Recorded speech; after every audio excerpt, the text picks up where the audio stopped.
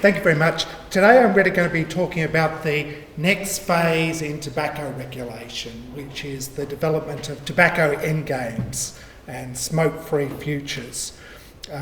In particular, I've been doing a lot of work recently looking at New Zealand's new package for a tobacco endgame. So historically, New Zealand has been very pioneering when it comes to public health.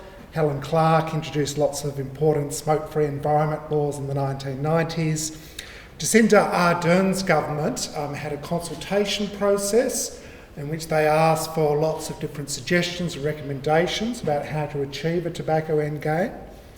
And Ayesha Burrell, the Assistant Minister for Health, has now gone ahead and published a mix of strategies that she thinks will assist and help New Zealand achieve a tobacco endgame in a short period of time.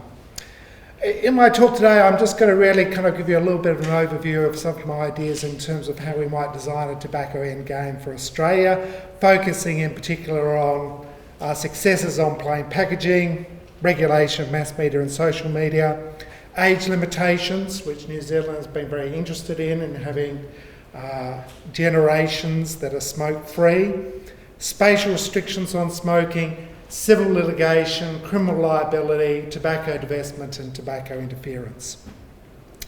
As is always the case, these strategies kind of sit underneath the World Health Organization Framework Convention on Tobacco Control, which was set up in part by Gro Harlem Brundtland when she was in charge of the World Health Organization, provides a framework for a range of different measures that can be deployed by nation states to combat the global tobacco epidemic. For those of you at the conference last year, I was talking a little bit about graphic health warnings in the United States and Cass Sunstein, but also the introduction of plain packaging of tobacco products in Australia and elsewhere. Really, in some ways, our strategies in relation to graphic health warnings and plain packaging draws upon behavioural economics, amongst other things. It is designed on kind of nudging people to make certain healthy choices, and is designed to kind of counteract some of the messaging by big tobacco in terms of the use of packaging to communicate with citizens and consumers. Australia was very kind of world leading in terms of building upon graphic health warnings and introducing plain packaging of tobacco products and strip away the last bits and pieces of advertising that were available on the packaging. Australia then defended that measure in the High Court of Australia, in an investment tribunal, and in the World Trade Organisation against 5 countries, and then on appeal in the World Trade Organisation. And since then, a dozen or so more countries have followed suit, and there have been a number of other successful defences of plain packaging of tobacco products in France and the United Kingdom and elsewhere. Those precedents are really useful because they kind of provide a framework through which we can design laws and regulations and policies that could combat the tobacco epidemic in various different ways. So I think it's a good foundational step. There's been a lot of discussion of late in terms of the regulation of mass media and social media. Old man that I am, I can kind of remember back in the 1970s where there's kind of a blizzard of advertising in Australia in relation to tobacco. The Australian cricket team played the Benson and Hedges series of World Cup. Since that time, over the past few decades, we've put in higher and higher restrictions in relation to tobacco advertising. We've recently had some new problems emerge with the use of social media and internet influencers. Big tobacco have been pumping their marketing budget into these new forms of media which have not necessarily been as well policed. I think there are also interesting questions in terms of public health campaigns that can be ran in this particular area. So Victoria Health in particular is very interested in public health advertising and engaging in nudges in various different ways about changing people's perceptions in relation to smoking. Some other strategies that could be taken in Australia in relation to a tobacco endgame There's been a lot of discussion about tobacco-free generations. So Tasmania had a T21 bill to try to raise the age in which one could engage in legal smoking. The coalition government in Tasmania rejected that private member's bill. But nonetheless, other jurisdictions like Singapore and various parts of the United States have gone ahead with age limitations. And I guess that's kind of a key part of the New Zealand strategy. There's been a lot of interest on spatial restrictions on smoking. So the New Zealand inquiry was very much focused upon ways and means of reducing the density of retailers in relation to smoking, and also creating a whole range of different tobacco-free places and spaces. Cancer Council Queensland in particular is kind of very interested in that strategy in terms of how can we create environments that are tobacco-free. So that seems a really kind of interesting and productive area in terms of legal geography.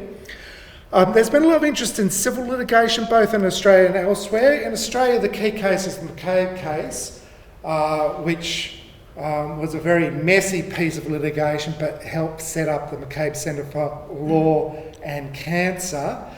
I guess that litigation kind of showed the huge amount of resources that the tobacco industry can kind of throw at litigation to delay and frustrate action by particular litigants. Overseas, there have been some other challenges. So there was racketeering, litigation brought by the Clinton administration against big tobacco, which was successful, but the Bush administration was kind of interfering in the end of that litigation. In Canada, there's been a really successful class action in Quebec against big tobacco, and the strategy of big tobacco then has been to fall back on bankruptcy laws and insolvency laws so they don't have to pay the damages involved. So that dispute has kind of played out in other areas of law. There's increasingly been kind of issues in relation to criminal liability in relation to tobacco companies as well. So in the Netherlands, there was a really interesting test case trying to impose criminal liability upon tobacco companies. That was unsuccessful. The courts didn't allow that action to proceed. But there's been a lot of interesting discussion about the circumstances in which there could be cause for criminal action against tobacco companies or their directors, particularly with the increase in different forms of criminal liability, particularly around corporations. There's been a lot of interest in tobacco divestment strategies. So in Australia, the Future Fund was lobbied to divest from tobacco, and it finally did under the Gillard-Rudd administration. Then we've had kind of policy entrepreneurs like Dr. Bronwyn King, who's an oncologist, who has been campaigning for superannuation funds and other pension funds and other financial kind of institutions to divest from tobacco.